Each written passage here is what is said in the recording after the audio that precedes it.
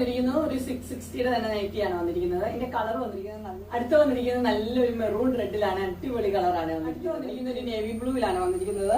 അതിന്റെ നെക്കാണ് സ്പെഷ്യൽ. അടുത്ത് വന്നിരിക്കുന്നത് അതിന്റെ കളർ ചേഞ്ച് ആണ് വന്നിരിക്കുന്നത്. അടുത്ത മോഡൽ വന്നിരിക്കുന്നത് ഇങ്ങനെ. അടുത്ത് വന്നിരിക്കുന്ന ഒരു കോഫി കളർ